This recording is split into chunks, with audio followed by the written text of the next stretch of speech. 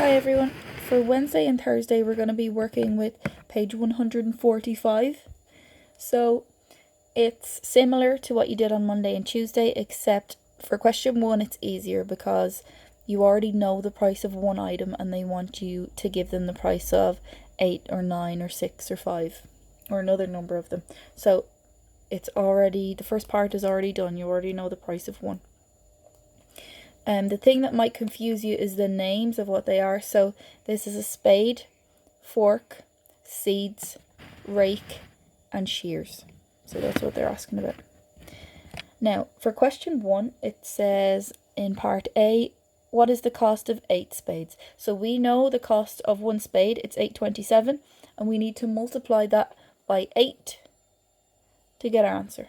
That's all, then we have the answer.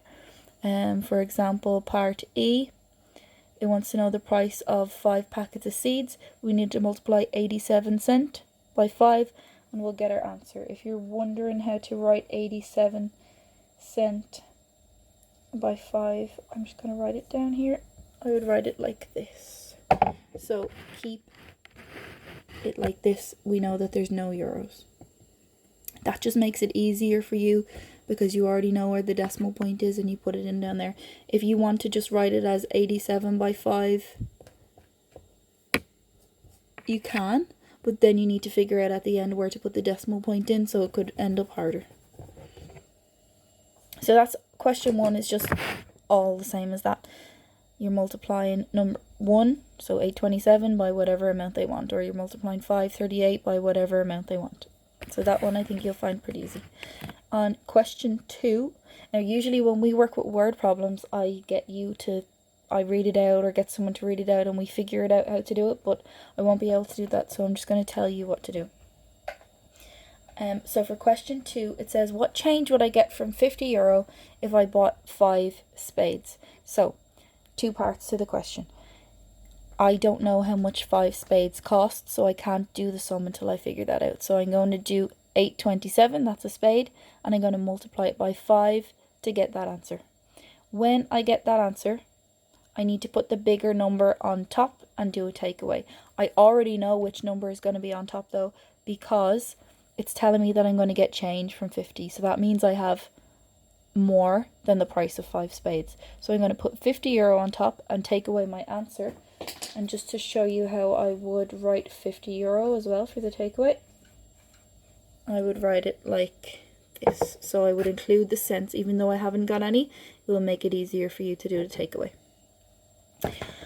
Question 3, it says Paul has €25. How much more does he need to buy 3 shears? Again, there's 2 parts. I don't know how much it costs to buy 3 shears, so I have to figure that out first. So 1 pair of shears is $9.35.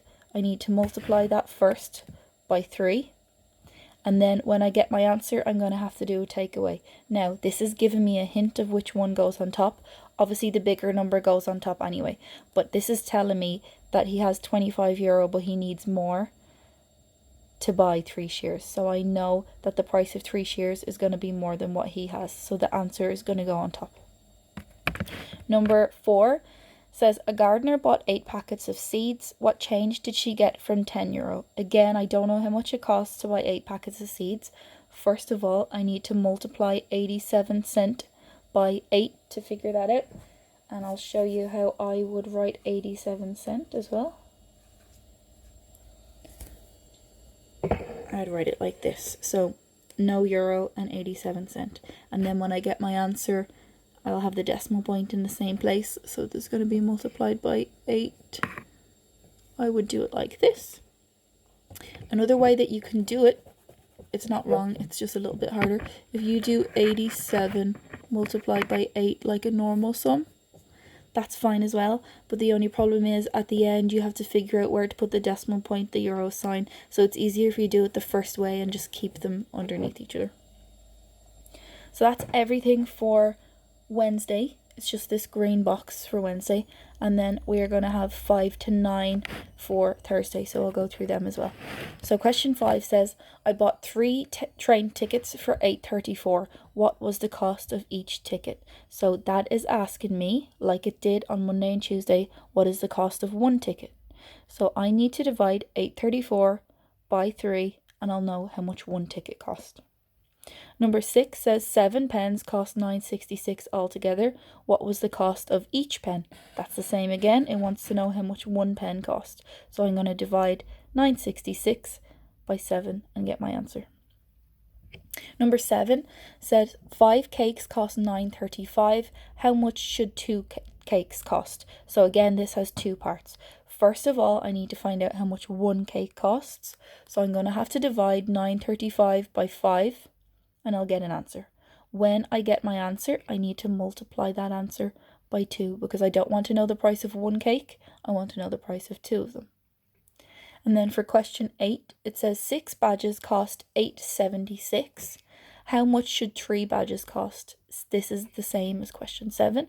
So 6 badges costs £8.76. I can't find out how much 3 costs until I find out how much 1 costs. So to find out how much 1 costs is I do 8.76 divided by 6. And when I get that answer, I multiply it by 3. This is a pound sign instead of a euro sign. It doesn't make any difference. It's the same thing. So instead of a euro sign at the end, you just put a pound sign. And then question 9 says, I have 56.78. How much more do I need to buy 7 Hurleys if they cost £8.95 each? So first of all, I need to figure out how much it costs to buy 7 Hurleys. So I need to multiply £8.95 by 7. Okay? And then I'm going to have to do a takeaway. Again, it's given me a hint about what number goes on top. We always put the bigger number on top with a takeaway. But if he or she needs more money to buy 7 Hurleys, it means they don't have enough. So you're going to put the answer that you got from multiplying £8.95 by 7 on top and take away 56.78.